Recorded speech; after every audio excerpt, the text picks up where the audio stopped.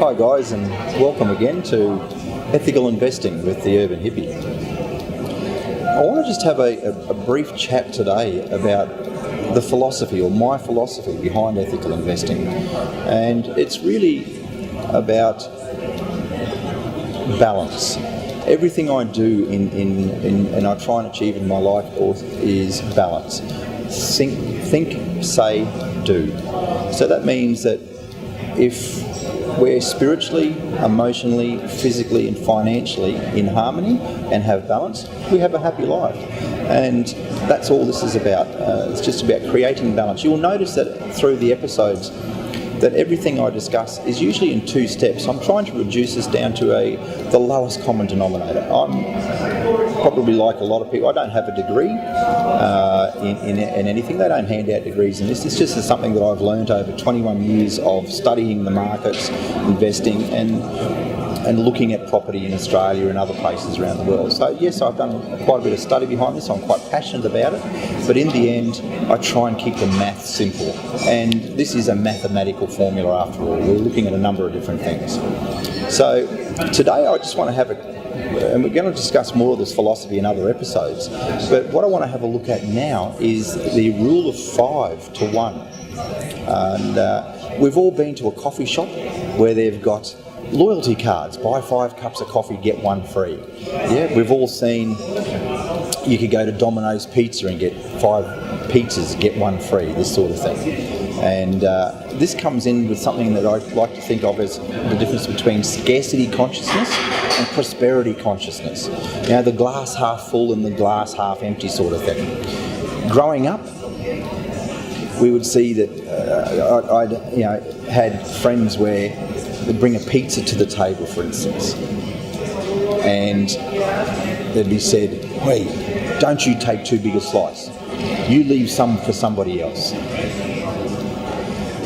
My philosophy has always been, "Mum, bake another pizza. In fact, take a load off. Let's get Domino's onto it. Buy 5, get 1 free. Have as much as you want. There is enough food in our world to feed the entire planet. The problem is not food production, it's logistics and politics." And this is what I mean by having a prosperity consciousness. You can have your cake and eat it too. And we'll see this in other episodes and all the way through. You can have your cake and eat it too. You can enjoy the life you want to live. Just take responsibility for it. If you want to drive a fast and expensive car, go out and plant 10,000 trees to offset the carbon. There are many people in this planet, even the very, very wealthy. Richard Branson is a classic example of this. If you look at Virgin Airlines, you can offset the carbon tax. You have that opportunity. Live the life you want to live, just take responsibility for it. That's all we're talking about here. As we get back to that buy 1, get 1 free principle, it's really important.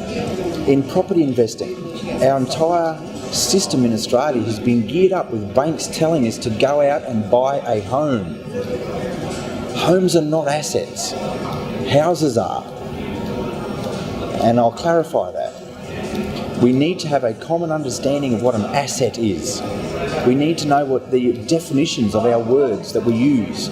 And these are very important. We need to have an understanding at a very early age. From 10 years old onwards, we should know what the true meanings of words are. An asset, guys, is really simple. An asset makes money. How much money did your home make you last week? If it didn't put money into your bank, it's not an asset. It's a bank's asset. You're just a tenant. And it doesn't become an asset until the day it realises a profit.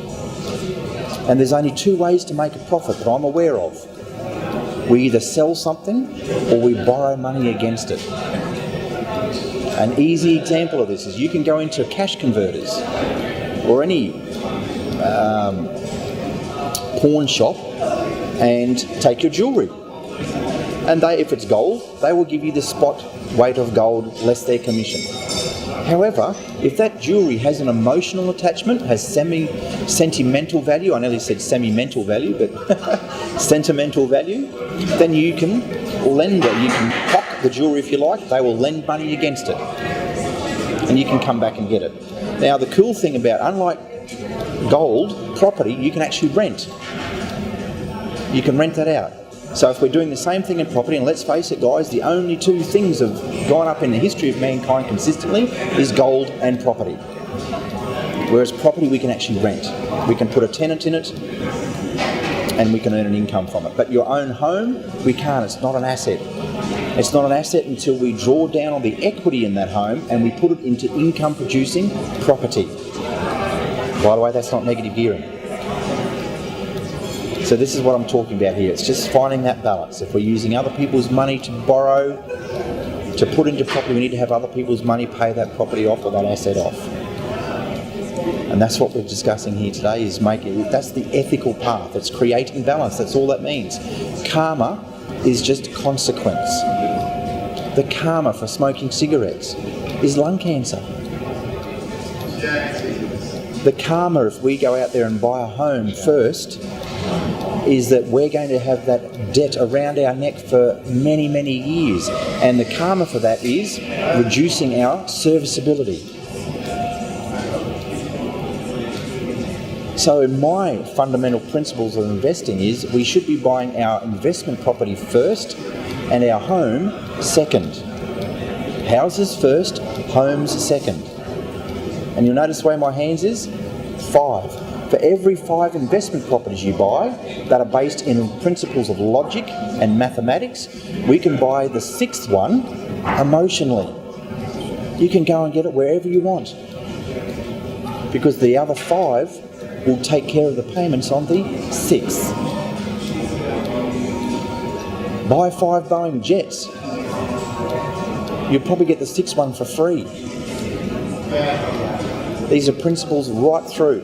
Buy 5 Thermomixes. We've all watched My Kitchen Rules out there. It's a very popular show.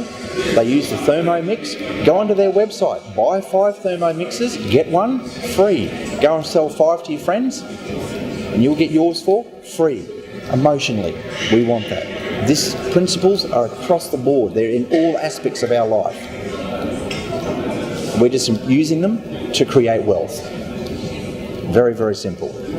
So if we were to start out, and everybody was taught this, to go out there and buy 5 investment homes where the tenants are paying them off, the capital growth will create enough equity that on the 6th one, eventually you can buy wherever you need. And that's where location comes into it. It won't matter about capital growth, or about yields, or about holding, or about vacancy rates, because it'll be your home and you can do and go wherever you like. And that's the balance. That's the karma in ethical investing.